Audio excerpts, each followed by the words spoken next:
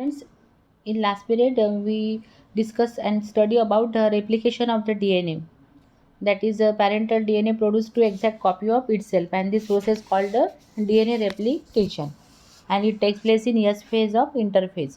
So Watson and Crick proposed the semi-conservative method of DNA replication. Means during DNA replication, when the one parental DNA produces two daughter DNA, so in this two daughter DNA, one strand is old and another is newly formed. Means semi means half strand is parental and another one is newly formed. Hence, it is called known as the semi-conservative. 50% is maternal and 50% is newly formed. So this semi-conservative method of DNA replication experimentally proved the experiment of the Mendelssohn and Stahl. Mendelssohn and Stahl proved the semi-conservative method of DNA replication by experiment. In newly formed DNA molecule, one strand is old, that is conserved, and the other strand is newly synthesized. Thus, it is called as semi-conservative method of DNA replication. So, it is experimentally proved by Matthew Mendelssohn and Franklin Stahl in 1958 by using equilibrium density gradient centrifugation technique. The Mendelssohn and Stahl experiment shows some requirements, such as he select the bacteria E. coli, Escherichia coli, then cesium chloride, 6 molar CSCl, cesium chloride solution, which has a very close density to that of DNA. That's why he select the cesium chloride. Then bacteria culture medium. So he grew that bacteria in two medium. First upon nitrogen, he used generally there is a grow that bacteria in ammonium chloride. So ammonium chloride means NH4Cl. So NH4Cl means generally the bacteria, there is a DNA consists of the nitrogenous base pair, and that nitrogen are normal nitrogen, means it is lighter nitrogen and contain the 7 proton and 7 neutrons. So here that nitrogen contain 14 nitrogen, but then second source of nitrogen, that is ammonium, he grew that bacteria in ammonium chloride. So this use a isotopic nitrogen, means N15. N15 are the heavy isotope of nitrogen. Heavy isotope of nitrogen. Heavy isotope than the N14. So he grew that bacteria in two culture medium. That is generally bacteria contain normal nitrogen. That is N14, means 14N containing DNA is the normally E. coli contain normal nitrogen, that is 14N, and heavy isotopic nitrogen is N15. N15. So they cultured E. coli bacteria in the medium containing N14 light nitrogen and obtained equilibrium density gradient by using cesium chloride. Position of this band was recorded. Initially, how this experiment performed? Initially, that bacteria grew in medium containing N15 and for many generation, and so in this way multiply the DNA, multiply the many DNA colonies in the medium of the N15, and this is suppose you have to imagine this is G0 generation, and then shifted that bacteria of N15 to N14.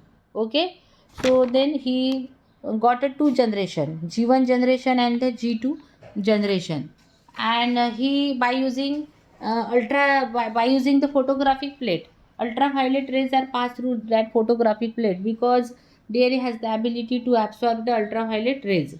Okay, so pass the many ultraviolet rays through the photographic plate, and that photographic plate keep around the centrifugal tubes. Okay, and he obtained a band. So in first generation, there is a band are obtained here, uh, band obtained in middle of this centrifugal tube, means when this band is obtained here, in case of first case, when band obtained here, so this is generally in case of the centrifugation, heavy molecules are suspended towards downward direction and lighter one are upward. Okay, so suppose this is a centrifugal tubes and band obtained here, this is a N14 lighter, band obtained here, this is a N15 because N15 are heavy isotope of nitrogen, so which are suspended towards downward direction. But when this band obtained in between these two, so it is a hybrid DNA. It must be clear here, it is a hybrid DNA. So they cultured the E. coli bacteria in the medium containing light nitrogen and obtained equilibrium density gradient band by using cesium chloride. The position of this band was recorded. Then E. coli cells were transferred to N15 medium, that is heavy isotope, and allowed to replicate for several generations. So at equilibrium, point density gradient was obtained by using cesium chloride. The position of this band was recorded, means this band recorded here, lighter nitrogen band recorded here. The heavy DNA molecule can be distinguished from the normal DNA by centrifugation in cesium chloride density gradient. The density gradient value of the cesium chloride and N15 DNA is almost same. Therefore, at the equilibrium point, 15N DNA will form a band. In this, both the strands of the DNA are labeled, that is called a labeled DNA nitrogen 15. Such E. coli cells were then transferred to another medium containing N14 normal light nitrogen. After first generation, the density gradient band for N15 N14 was obtained and its position was recorded. After second generation, two density gradient bands were obtained, one at N14 N15 and other at N14 position. The position of the band after two generations clearly prove that DNA replication is semi-conservative. Not it is conservative or dispersive, it is only the semi-conservative, means 50% stand is old and 50% is newly formed. 50% is newly formed, and hence Mendelssohn and Stahl prove in this way the semi-conservative method of the DNA replication. This is a parental DNA, parent DNA.